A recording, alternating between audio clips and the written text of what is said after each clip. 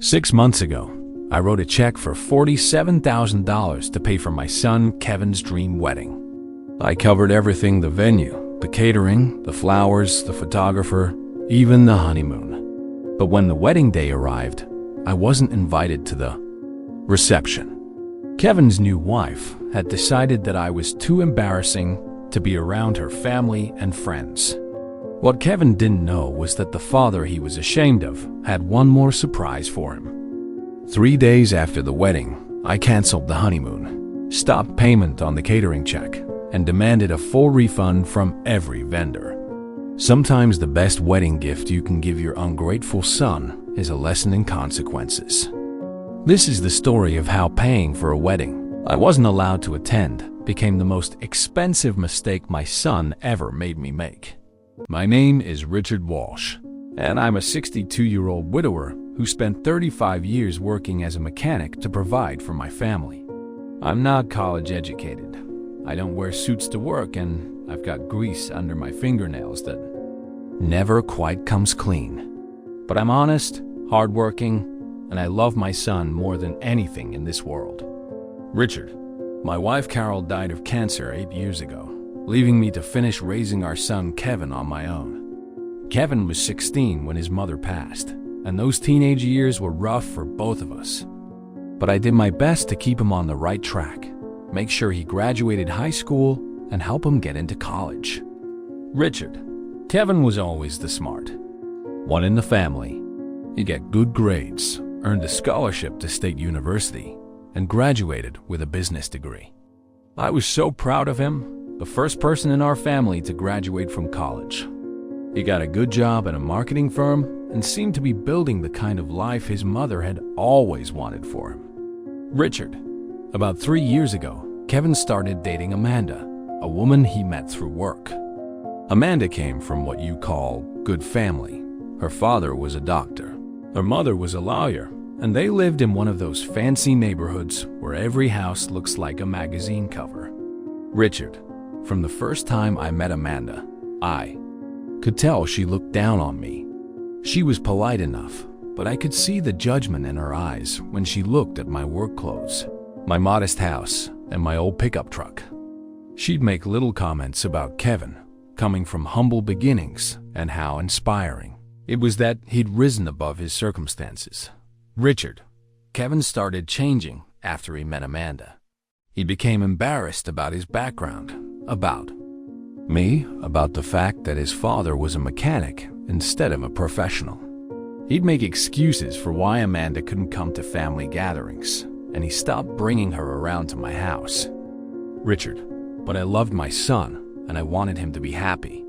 If Amanda made him happy, then I was willing to accept her, even if she didn't accept me. I grew up in a town where reputations were built one honest job at a time and were a man's. Handshake was more binding than half the contracts I would later sign for Kevin's wedding. My days started before dawn and ended with the smell of solvent and steel in my clothes. 35 years under hoods and lifts taught me how to listen for problems most people can't hear: belts whining under load, valves tapping out a story of neglect, bearings singing the song that means failure is coming if you don't intervene. That habit of listening carried over into fatherhood.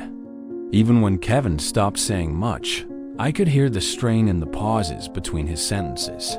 When Carol got sick, the house became two worlds in one: shell quiet where she slept, practical where the bills and schedules lived.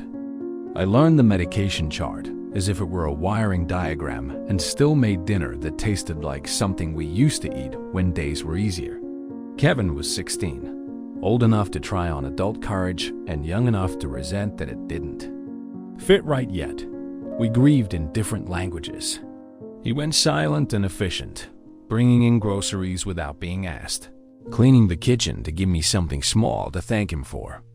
I fixed anything that could be fixed because it felt like an argument against the inevitable. When she was gone, we packed her scarves together and left the ones that still held her perfume for last.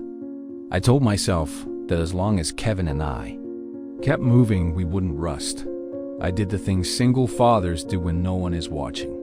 I learned how to tie a decent tie knot for his school events and to answer college financial aid questions without sounding like I was out of my depth.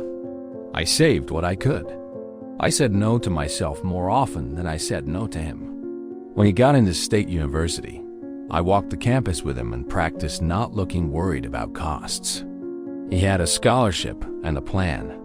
I had an aging back and a jar on the dresser labeled simply for him.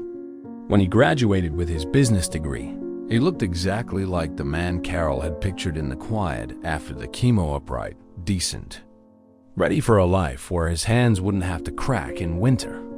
He landed at a marketing firm and started sending me links to campaigns he was proud of.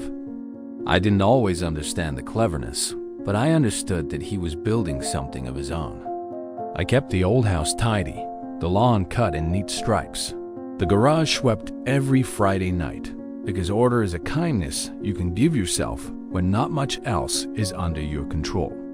He'd stop by on Sundays and sit on the workbench while I changed oil or bled brakes and tell me about clients and pitch decks and office politics that sounded like high school with better lighting. When he met Amanda, I heard about her before I met her. Smart, organized, very ambitious. That was the file he built with his voice. Their first dinner with me was polite the way job interviews are polite. She complimented the casserole and asked prepared questions about my shop.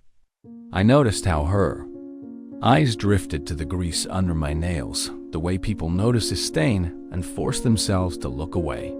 It wasn't unkind, just a reflex from a different classroom than the one I came from. I cleaned harder before their second visit. It didn't change anything important, but it kept me busy. Amanda's family lived in a neighborhood where driveways curve for no good reason except to show there's room to waste. The first time I pulled up, her father's yard crew was trimming hedges with laser accuracy. He shook my hand like a man accustomed to deals that start with a resume. Her mother was gracious and efficient, the kind of host who can refill your glass and make you feel slightly underdressed at the same time. I liked them in the way you can like people whose rules you'll never quite learn. We ate at a table that could fit my entire living room inside its rectangle. I told a story about Kevin building a go-kart with me when he was 10 and realized halfway through that no one at the table had ever held a torque wrench thought this is how distance grows. Not with shouting, but with small edits. Kevin started letting Amanda pick the restaurants and the topics, and I started noticing how often I waited to be asked a question that didn't come. He stopped bringing her to my house and asked me to meet them at places where the napkins came in cloth, and the waiter said certainly in a way that sounded like a test.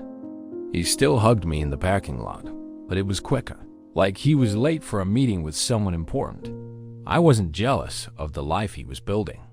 I wanted him to have rooms brighter than any I had known and ceilings higher than our old house could offer. What unsettled me wasn't his upward climb. It was the way he began rehearsing, as if his history had to be translated before it could enter those rooms. He laughed about my truck the way people laugh at family in sitcoms, gently at first, then with an edge as the audience warms up.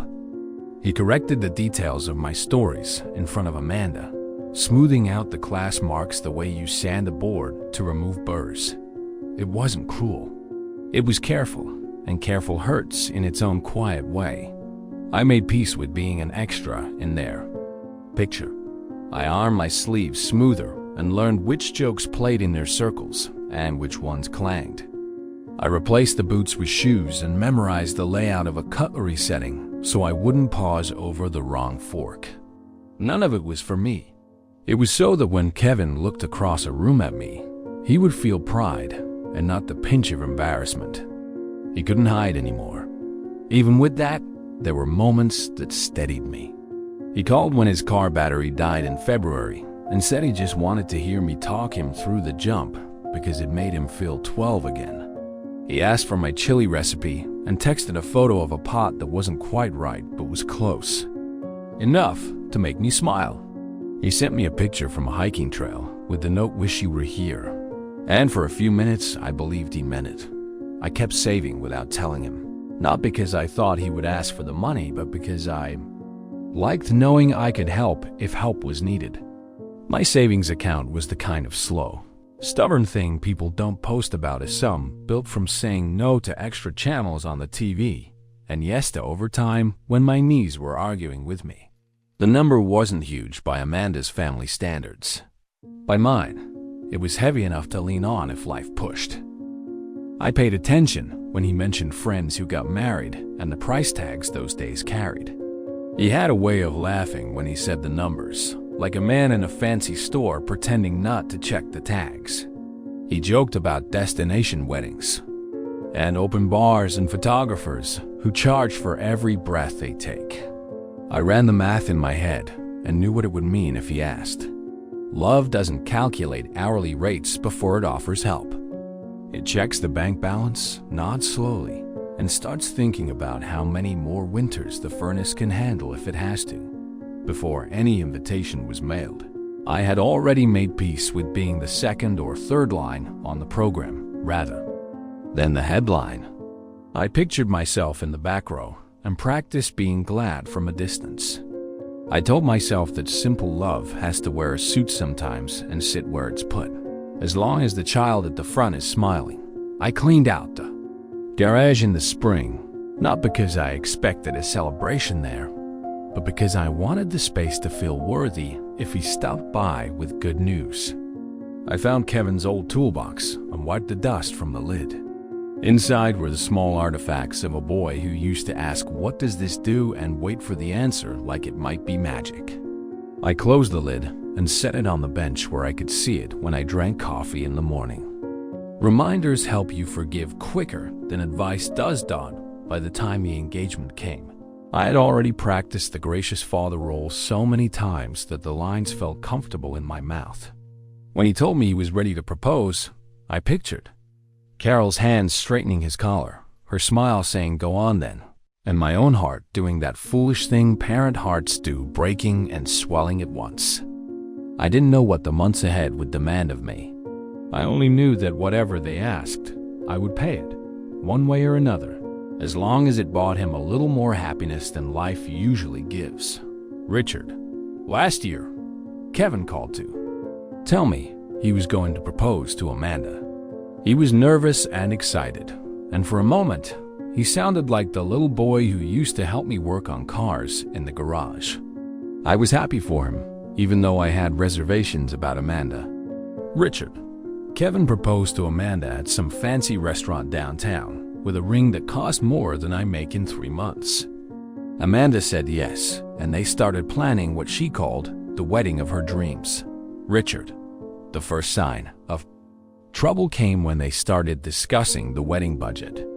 Amanda wanted everything to be perfect: a country club venue, a 5-course dinner, an open bar, flowers flown in from California, and a photographer who charged more than some people make in a year. Richard, Kevin's salary was good, but not good enough to pay for Amanda's dream wedding. They were looking at costs of around $50,000, which was way beyond their means. That's when Kevin came to me, hat in hand, asking for help. Richard, Kevin explained that Amanda's parents were contributing $20,000, but they needed another $30,000 to make the wedding happen. He asked if I could help them out, maybe take out a loan or use some of my savings. Richard, I didn't hesitate. I told Kevin that I'd pay for whatever they needed to make their wedding perfect. I had about $60,000 in savings money I'd been putting away for retirement, but I figured I could work a few more years and rebuild it. My son's happiness was worth more than my retirement fund. Richard, Amanda was thrilled when Kevin told her I'd agreed to pay for the wedding. Suddenly, she was calling me Dad and talking about how grateful she was to have me as a father-in-law. For a few weeks, I thought maybe I'd been wrong about her. Richard, I wrote checks for the venue deposit, the catering, the flowers, the photographer, and even their honeymoon to Hawaii. Every time Kevin asked for money, I said yes. I wanted to give them the wedding that Carol would have wanted for our son. The call came on a Tuesday night while I was rinsing grease from my knuckles at the kitchen sink. His voice had that quick, nervous lift I remembered from science fairs and driver's tests. He said he was ready. He had the ring, the reservation, at the kind of restaurant where the check comes in a leather book, and a speech he'd practiced into his bathroom mirror. I dried my hands on a dish towel and leaned against the counter, listening to the words tumble over each other. Somewhere in the middle of it, I pictured Carol's face, how she would have squeezed my arm and told me to act surprised anyway. He proposed that Friday. He texted me a photo of two hands and a diamond catching the light like it had something to prove.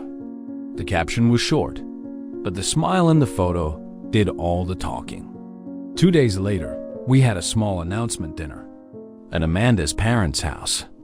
Her father toasted to upward mobility and bright futures. Her mother corrected the florist's delivery date while we were still on the salad course. I stood near the window and watched the reflection of the room move in the glass, practicing the little nod that says I'm happy. I'm here. I'll stay out of the way. The next week, Kevin called to talk numbers.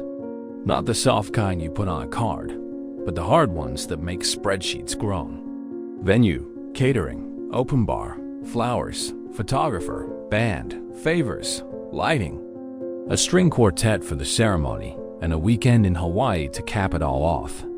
He read the list like a man tightening bolts in sequence. This one, then this one, all necessary to hold the thing together.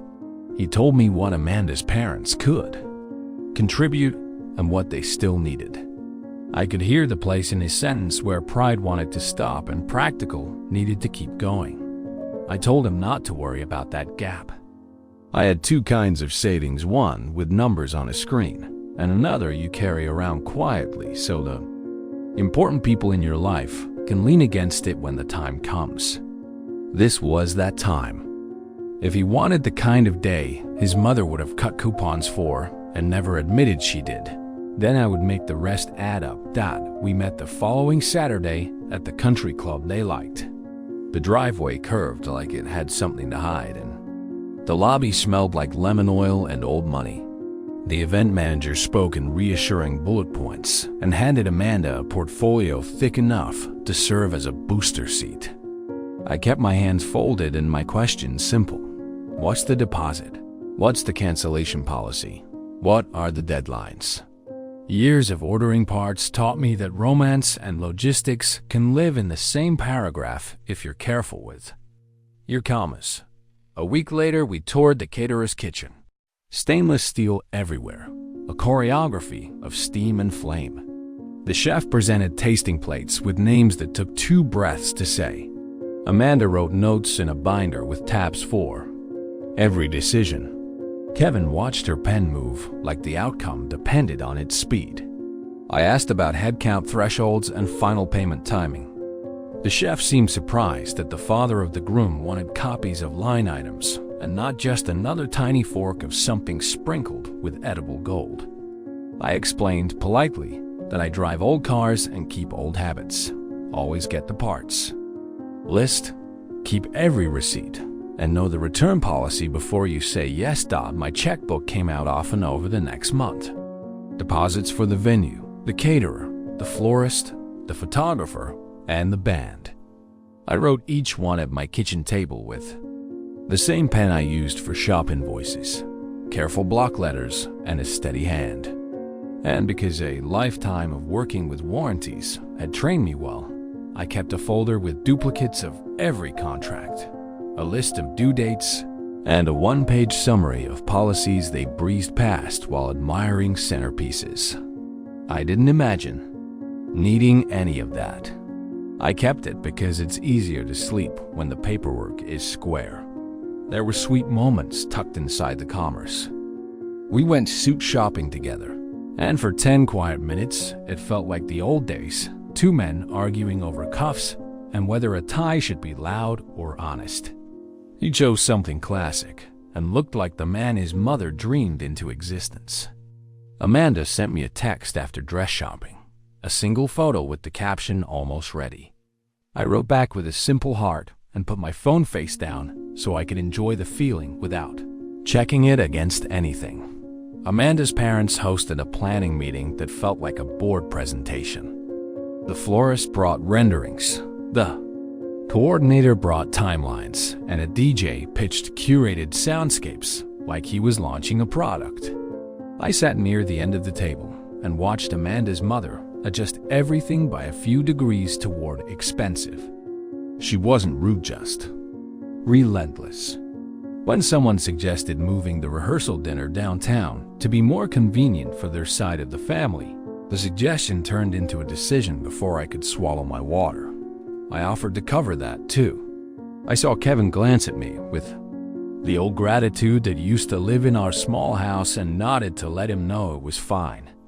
Money flowed out the way oil does when a seal finally gives steady, inevitable, and messier than you want to admit. I didn't complain. I went to work earlier and stayed later, and I smiled when regulars asked after my kid. I told him he was getting everything he wanted, and a few things he didn't know he wanted yet. On the nights when the math made my stomach tighten, I would open the folder, check each page, and calm myself with the order of it all. This goes here. That's due then. If something shifts, there's a clause for that.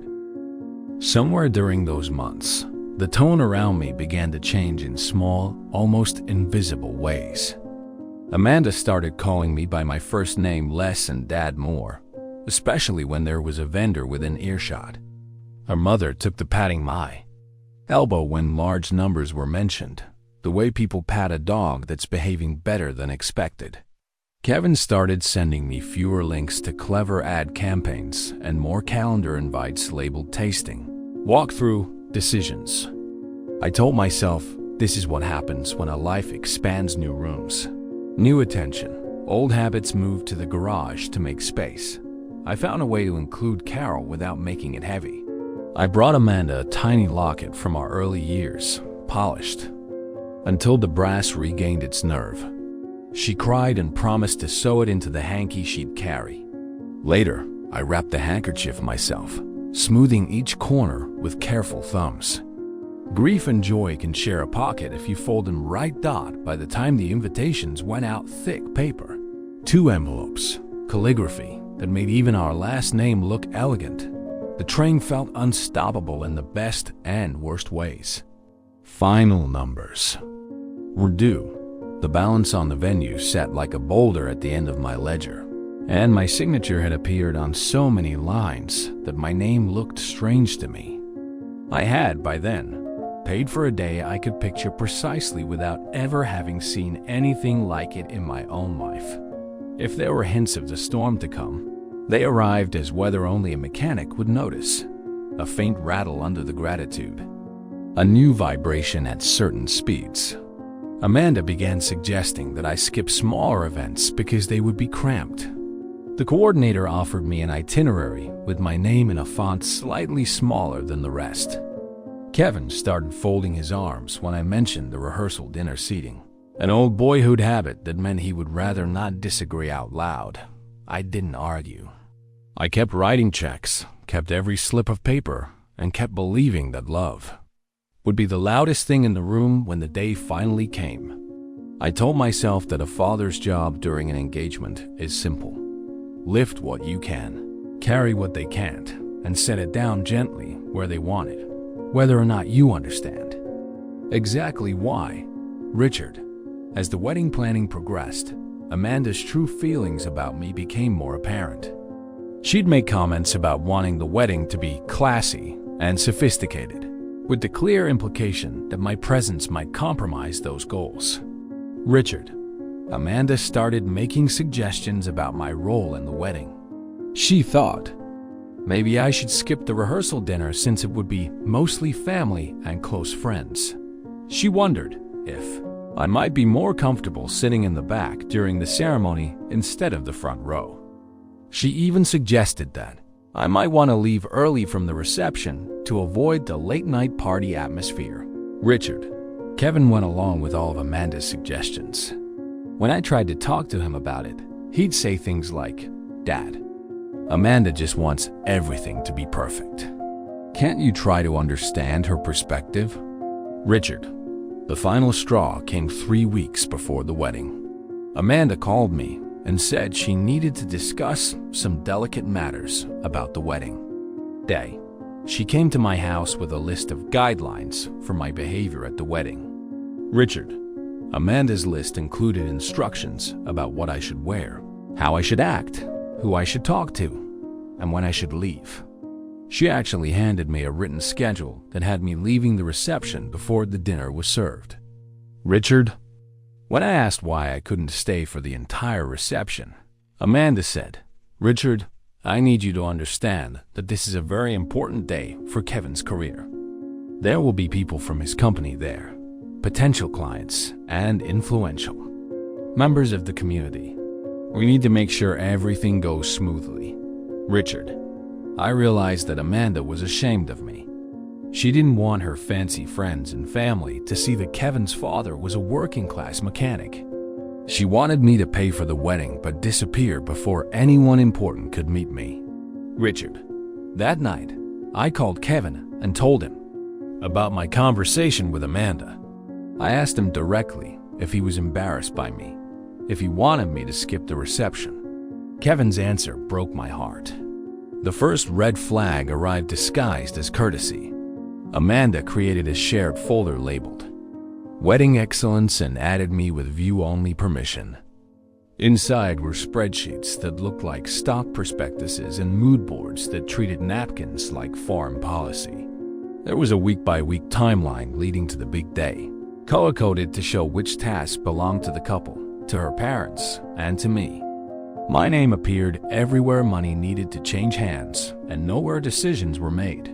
The coordinator hosted a kickoff call and opened with praise for everyone's commitment to elegance. She used a tone normally reserved for pilots announcing turbulence. Amanda nodded along and then suggested that I might prefer to skip some of the busier gatherings because they would be exhausting. She listed them: the bridal expo weekend, the tasting revision, the final walkthrough, the linen trial. She said that my participation was optional, but I soon noticed that optional meant invisible. Meeting notes circulated afterward with action. Items assigned to everyone but me, followed by invoices addressed only to me. The group chat followed. Amanda named it Forever Begins and populated it with her parents, her sister, 2 cousins, the planner, the florist, and Kevin. I was added last, after the greeting gifs and the first round of clinking champagne emojis. The chat lit up daily, with decisions about chargers and chair sashes and moral implications of hydrangeas in July. My suggestions landed with the soft thud of a socket wrench on carpet. If I asked about cost, I received a reply that a memory cannot be itemized. When I asked for a copy of a contract, someone promised to send it later and then sent a photo of a centerpiece instead. Invitations became a referendum on class. The calligrapher requested proper names and honorifics, and suddenly my side of the list shrank. Longtime neighbors were reclassified as post-ceremony only. A few of my cousins were marked as ceremony guests without reception access due to capacity constraints. Amanda's mother explained that capacity meant the ballroom felt cramped once you accounted for the dance floor and the photo booth and the champagne installation. When I mentioned that the capacity seemed to stretch comfortably for names on their side, she said the vendor package included a base count more aligned with their network. I learned that network was a polite word for people who matter. Attire rules arrived next. The coordinator sent an email with subject line presentation guidelines. It contained wardrobe direction for the entire wedding party and immediate family. Neutral suits, subtle ties, polished shoes, conservative haircuts, manicured nails, fragrance-free. There was a special paragraph for me suggesting that a new suit could be arranged through their preferred clothier for a cohesive aesthetic. The clothier's estimate could have financed an engine rebuild. I replied that my current suit fit and I kept it clean. The coordinator thanked me for my flexibility and added a note about tasteful lapel pins not being appropriate for the desired ambience. I had not mentioned a lapel pin, but I got the message. Authenticity was fine as long as it looked like theirs. Rehearsal dinner planning turned into a diplomatic standoff that I lost without a fight. Tradition would have put that event in my column. Amanda's family proposed a downtown restaurant with a private room, a prix-fixe menu, and a wine pairing that cost more per person than the last set of tires I bought. They suggested my contribution could be to host dessert afterward at my house, a charming nod to Kevin's roots. The suggestion read like an eviction notice wrapped in ribbon. I said I would cover the dinner and the transportation and was thanked for my generosity with an updated run of show that put my name next to ramen stew. Seating charts sharpened the edges. In the early draft, one found myself placed at a back table near the DJ booth, sandwiched between a vendor meal and a placeholder that simply read overflow. I flagged it and asked whether the father of the groom usually sat somewhere closer to the action. The coordinator responded that visibility would be handled thoughtfully and that final placements were still in flux. The next draft moved me forward by 3 tables and added a footnote that the sweetheart table would be flanked by immediate family from the bride's side to simplify photo timelines. I recognized a sentence that means this is already decided. Photos gave the clearest picture of my placement in the day. The shot list arrived as a spreadsheet with military precision. Bride with mother, bride with father, bride with bridesmaids, bride with grandparents, groom with bride's family, combined families, extended bride's family. The section for my side contained 3 entries. Groom with father, father with rings, father candid during cocktail hour. I asked about adding a portrait with a photo of Carol, just 1 frame for the memory book. The planner replied that remembrance moments would be handled at the ceremony and she would circle back. The circle never completed. There were smaller indignities that shouldn't have stung but did. Amanda asked whether I might rethink mentioning the shop if I spoke to anyone at the reception, because certain guests were sensitive about the topic of manual trades in their industry. A politely phrased etiquette guide suggested that family members avoid monopolizing the couple's time and refrain from initiating toasts unless invited. When I asked Kevin about a dance, he said they were keeping the formalities streamlined to preserve the party energy. He said this like a man repeating a consultant's slide. Money kept moving. A supplemental invoice appeared to upgrade the bar from pleasant to signature, along with a surcharge for a late change to the linens because the original pattern lacked drama. The florist proposed a contingency plan to replace out-of-season stems if a storm disrupted deliveries, priced as if the storm would be my fault. The band added a sound engineer to meet elevated expectations. Every change came bundled with industry language that made extravagance sound unavoidable. I paid each one. Then I updated my folder. Date, amount, clause, window. When the cake tasting shifted to a Saturday morning because the preferred bakery only did structured appointments, I showed up in my cleanest jeans and sat on a wire chair, while flavors were described with academic intensity. Amanda and her mother debated tiers and textures like they were negotiating a merger. The baker handed me a fork and asked my opinion, and I said that lemon reminded me of summer Sundays when Carol over-zested and laughed about it. Amanda smiled and pivoted to pistachio because lemon felt too casual for evening.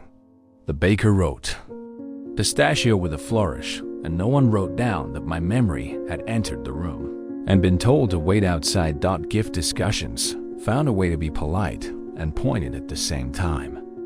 The registry contained items that looked like museum pieces, serving platters heavy enough to anchor a small boat, crystal that caught the sun in a way that probably voided warranties, a coffee machine that appeared to have its own tax bracket. There was a honeymoon fund too, listed discreetly at the bottom. When I asked how they wanted me to handle the honeymoon, Kevin said they would be grateful for any help at all, and Amanda followed with a link to a travel agent who specialized in curated escapes. The agent's brochure included the phrase "once in a lifetime" 3 times on a single page. I booked it because once in a lifetime had once included a hospital room where Carol told me to take care of our boy the best way I knew how. As the calendar ticked down, the tone sharpened. I began receiving direct messages from the planner rather than group updates. These messages contained gentle reminders about my arrival time and notes about areas where a calm presence would be appreciated. One suggested that I avoid lingering near the bridal suite because it could increase stress. Another encouraged me to consider leaving the reception a bit early to ensure dignified goodbyes before the late-night crowd shifted the atmosphere. It was a tidy way of saying we will use your money and not your company. Kevin drifted toward Amanda's orbit in ways that were both understandable and painful. He started describing decisions with corporate words like optics and alignment. When I asked about including my neighbor Joe, who had taught him how to cast a fishing line, he said they were creating a specific guest experience and would need to be strategic about invites. He said this without malice, like someone who doesn't realize a phrase can bruise. I did not remind him that strategy without heart is just a budget with better lighting. At the final walkthrough, the venue manager guided us through the ballroom and recited the day as if it had already happened. She described where the bride would pause for photographs, where the groom would wait during the room flip, where families would be staged so as not to block the champagne cart. She pointed to the alcove where I would sign the keepsake guest book and collect my boutonniere. I stood in that alcove and looked at the empty dance floor and tried to picture myself in motion rather than at the edges. I kept my folder closed and my temper closer. Every new invoice found a place in the stack. Every new slight found a place in the quiet where a father stores things he hopes he will never have to use. When I lay awake at night, I rehearsed the same thought until it felt steady. Pay what? You promised. Show up with grace and trust that the people you raised will remember who raised them. But the planning had its own gravity, and by the end, it had pulled everything into its orbit. Money, attention, pride, old grief, all circling. The bright star of a day that had somehow grown too hot for me to stand near. When the last email arrived with the subject "Final Confirmations" and my name slotted neatly into a schedule with arrival windows and exit suggestions, I closed my folder and set it on the table. The paperwork was flawless. The etiquette was airtight. The message was unmistakable. They wanted everything from me except me. And for the first time since the planning began, I let myself imagine what it would look like to give them exactly that. The betrayal, 11 o'clock to 14:30. Richard. Kevin was quiet for a long time after I asked if he was embarrassed by me. Finally, he said, "Dad, it's not that I'm embarrassed by you. It's just that Amanda's family and friends are different. They're used to a certain kind of lifestyle, and I don't want there to be any awkwardness." Richard. I asked Kevin what he meant by awkwardness, and he said, "Dad, you know how you are. You tell those long stories about work. You don't always know which fork to use, and you're not comfortable in fancy social situations. Amanda just thinks it might be better if you kept a low profile." Richard. I couldn't believe what I was hearing. My own son was telling me that I wasn't good enough to attend the reception for the wedding I was paying for. I asked Kevin if he agreed with Amanda's assessment, and his silence was answer enough. Richard. Kevin finally said, "Dad, I love you, and I'm grateful for everything you've done for me. But this is Amanda's day, and I want it to be perfect for her. Can't you just go along with this for my sake?" Richard. I told Kevin I needed time to think about it, and I hung up the phone.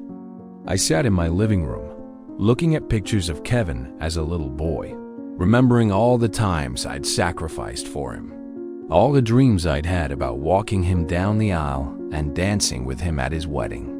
Richard. The next day, Amanda called me with the final details. She'd decided that I would attend the ceremony, but not the reception. She said they'd arranged for me to have dinner at a nearby restaurant while the reception was happening, and Kevin would come find me afterward to say goodbye before they left for their honeymoon. Richard. Amanda actually said, "Richard, I hope you understand that this is what's best for everyone. Kevin's future depends on making good impressions with the right people, and we can't afford to have any complications. Richard." That's when I realized that Amanda didn't just look down on me, she saw me as a threat to Kevin's social climbing ambitions. I was an embarrassment to be hidden away, not a father to be celebrated. Richard. I agreed to Amanda's plan, but I was already forming a plan of my own. It started with silence that felt curated. Messages in the planning chat rolled for hours about charger plates and uplighting, then stopped the moment I asked whether I should prepare a toast. No one replied. 2 days later, the coordinator posted an updated run-of-show that replaced open toasts with a time sequence titled Curated Remarks, followed by a note that family contributions would be represented in the slideshow. I read that line 3 times. Represented meant displaced. Kevin called that night with a voice I recognized from work presentations. Steady and distant, the vowels rounded by caution. He said the coordinator had concerns about flow and optics, that the reception would be a networking environment with executives and potential clients, that expectations for decorum would be high. He talked about spotlight fatigue and how long events can be hard on older guests. When he ran out of corporate air, he admitted what all the euphemism was hiding. Amanda believed the day would be smoother if I kept a low profile. Low profile? The kind that ends at the church doors. I asked him to meet me in person. We sat in a booth at the same diner where we used to split pancakes on Saturdays before Little League. He kept looking at the checklist Amanda had texted him instead of at me. The list was crisp, numbered, and final. Ceremony attendance encouraged. Family photos immediately after. Kindly excused from the reception to preserve the evening's tone. He did not ad-lib. He read.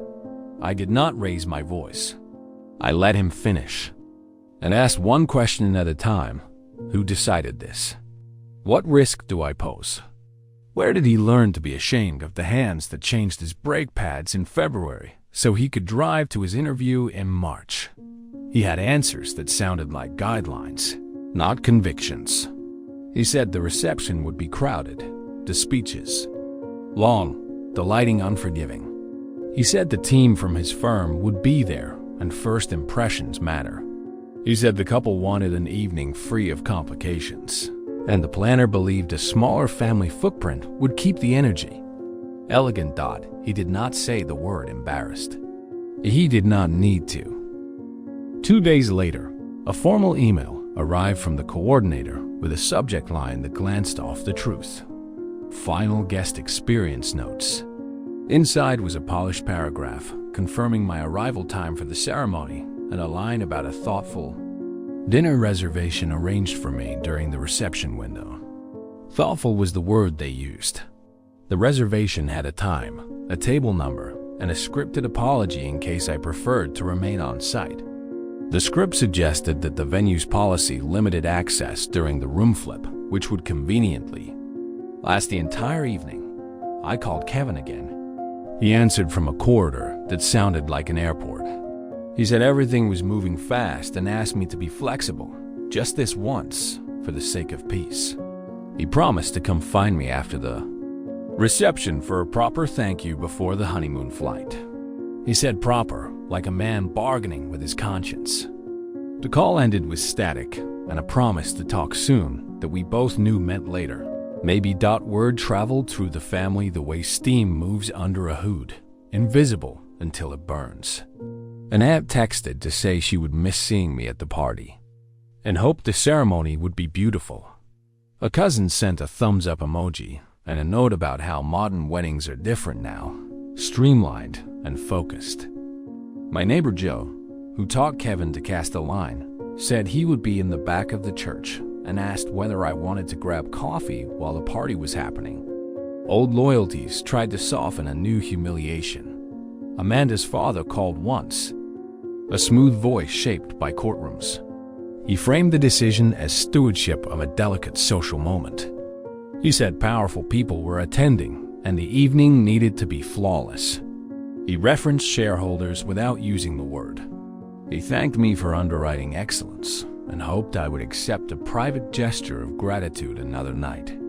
I thanked him for the call and hung up with my hands clean and my jaw tight.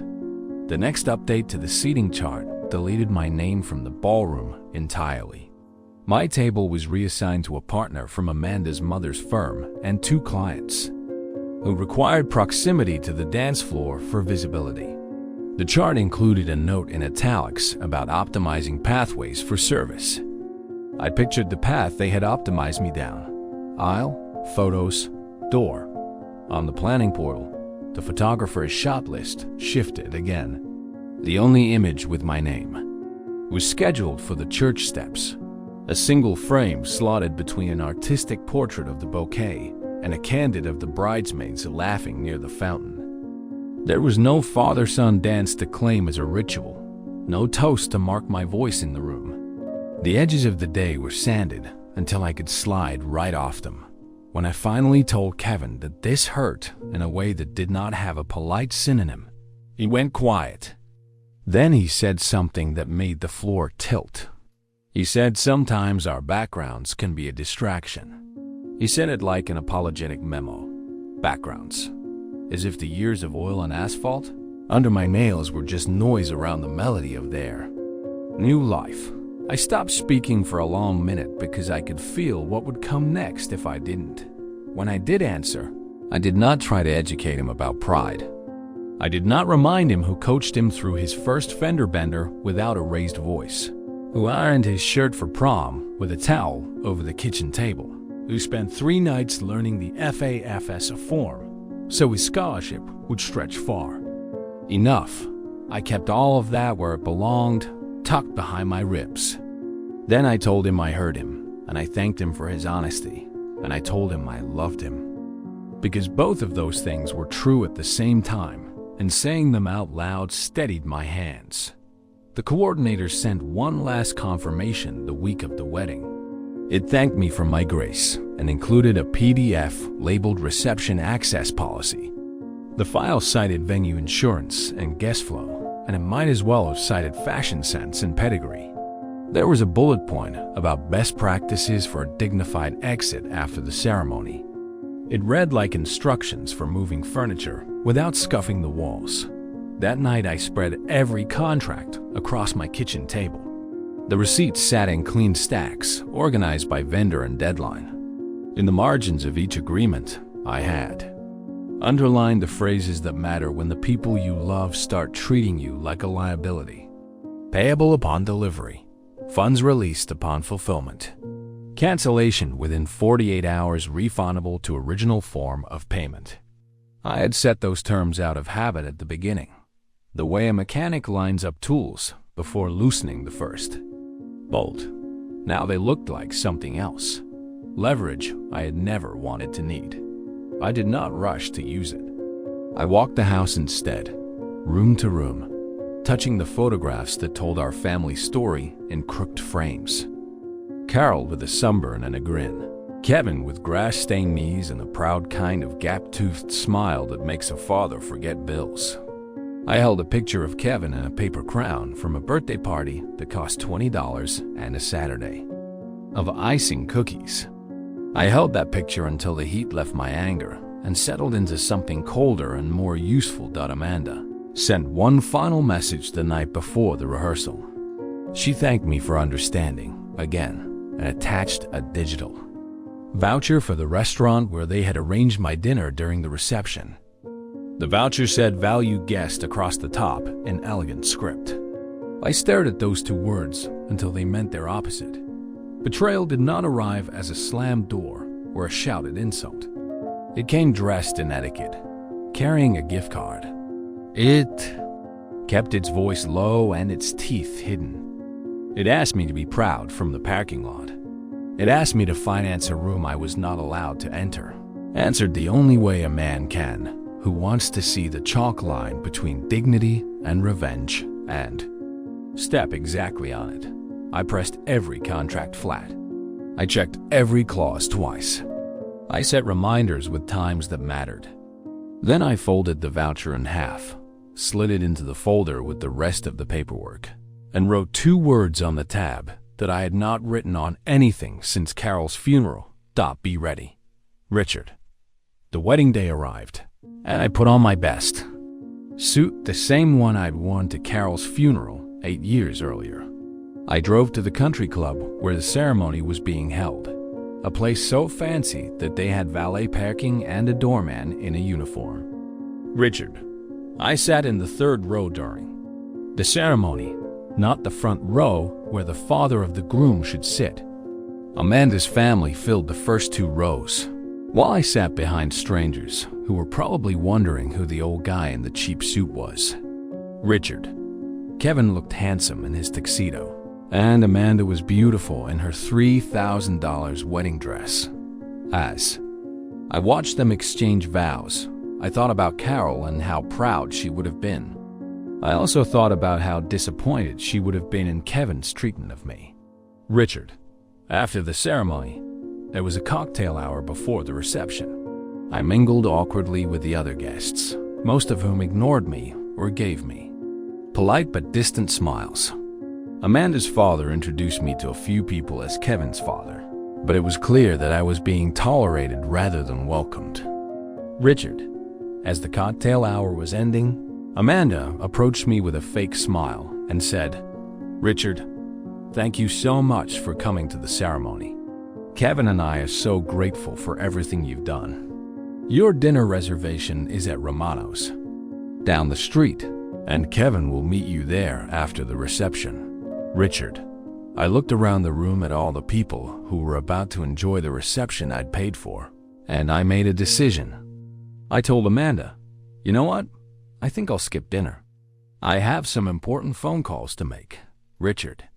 Amanda looked relieved that I was leaving without making a scene. She said, "That's probably for the best. Kevin will call you tomorrow to thank you for everything." Richard.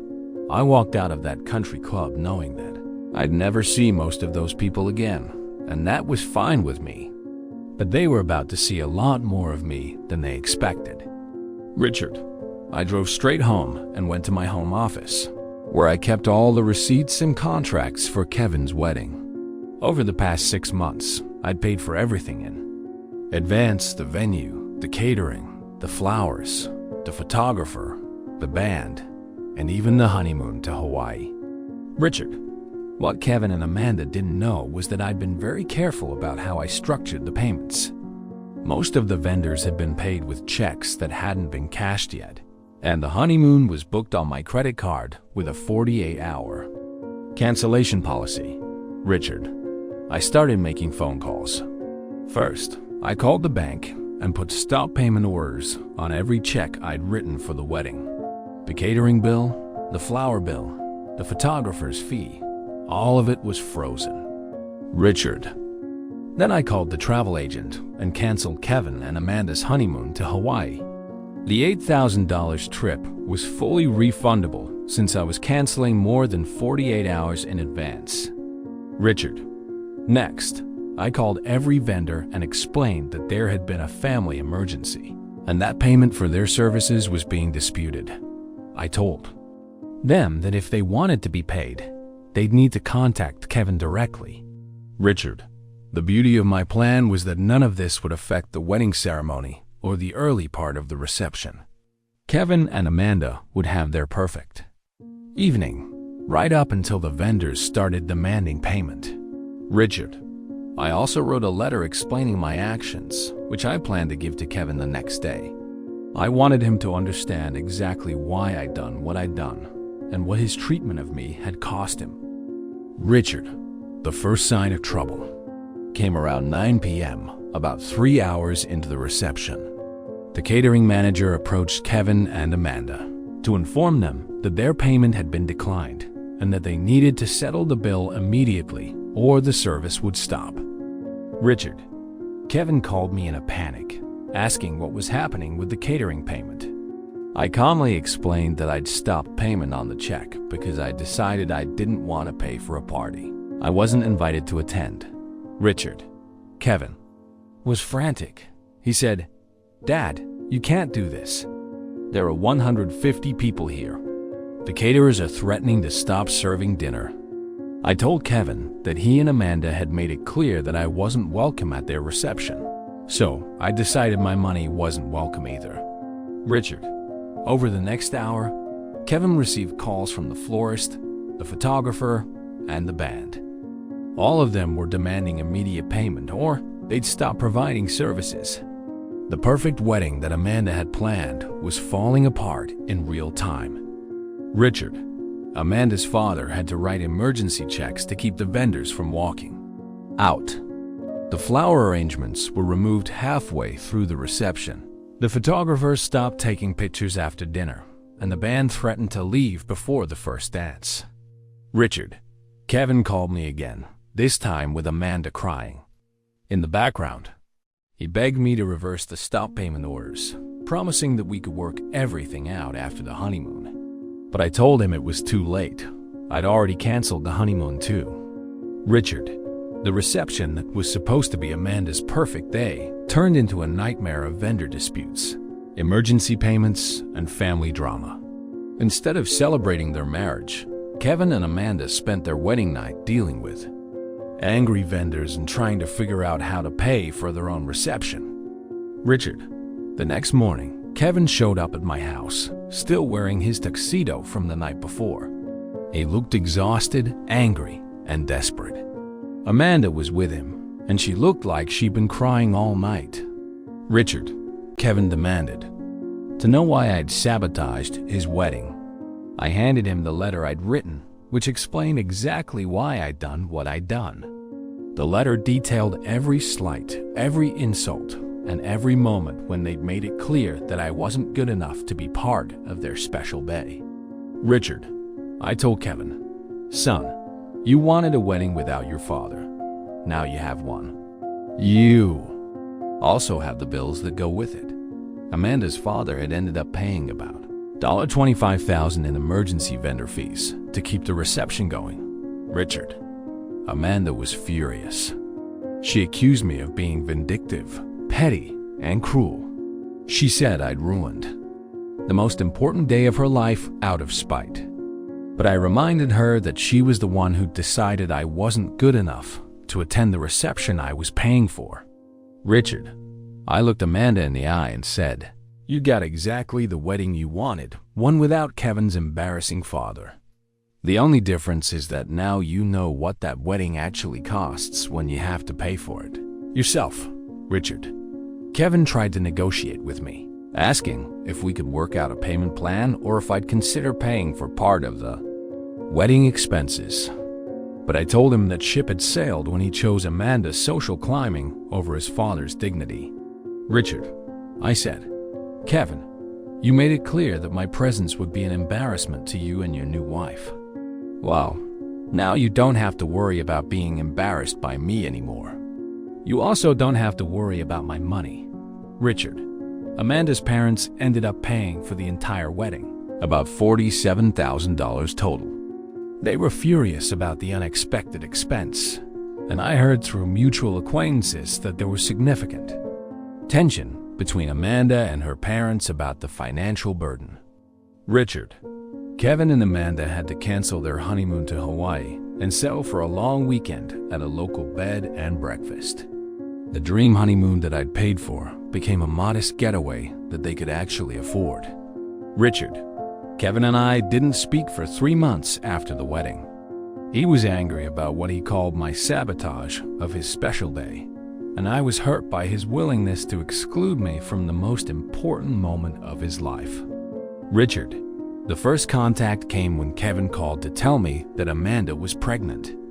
He said he wanted his child to have a relationship with their grandfather, and he hoped we could find a way to move past what had happened at the wedding. Richard, I told Kevin that I'd love to be part of my grandchild's life, but that our relationship would have to be built on mutual respect. I said, "Son, if you're ashamed of me, then you can't have my money. And if you want my money, then you can't be ashamed of me. You have to choose, Richard." Kevin chose his father. He apologized for his behavior during the wedding planning and admitted that he'd let Amanda's social ambitions cloud his judgment about what was really important. Richard, Amanda took longer to come around, but the financial strain of paying for their own wedding had been a wake-up call. She realized that her parents weren't going to bankroll her lifestyle forever, and that Kevin's father might be a valuable ally rather than an embarrassment. "Richard, we've rebuilt our relationship slowly. Kevin and Amanda invite me to family dinners now, and Amanda has stopped making comments about my background or my work. She's learned that respect is a two-way street." Richard, my grandson was born 6 months ago, and he's the light of my life. Kevin named him Richard Jr. after me, which was his way of showing that he's no longer ashamed of his father or his family's working-class roots. "Richard, I've started a college fund for little Richard, but this time I'm being smarter about it. The money is in a trust that can only be accessed if Kevin and Amanda maintain a respectful relationship with me. I'm not going to be taken for granted again. Richard, people sometimes ask me if I regret ruining Kevin's wedding reception. The answer is no. I didn't ruin anything, I just stopped paying for my own humiliation. Kevin and Amanda got the wedding they wanted. They just had to pay for it themselves. Richard, the $47,000 I saved by canceling those payments went into my retirement fund and my grandson's college account. Instead of funding a party where I wasn't welcome, I invested in a future where I'm respected and valued." Richard, Kevin learned an important lesson that day. You can't have it both ways. You can't take someone's money while rejecting their presence. You can't benefit from someone's generosity while being ashamed of their existence.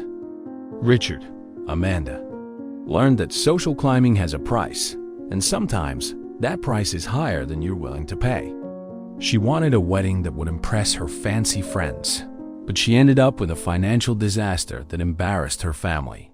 Richard, as for me, I learned that sometimes the most loving thing you can do for your child is to stop enabling their bad behavior.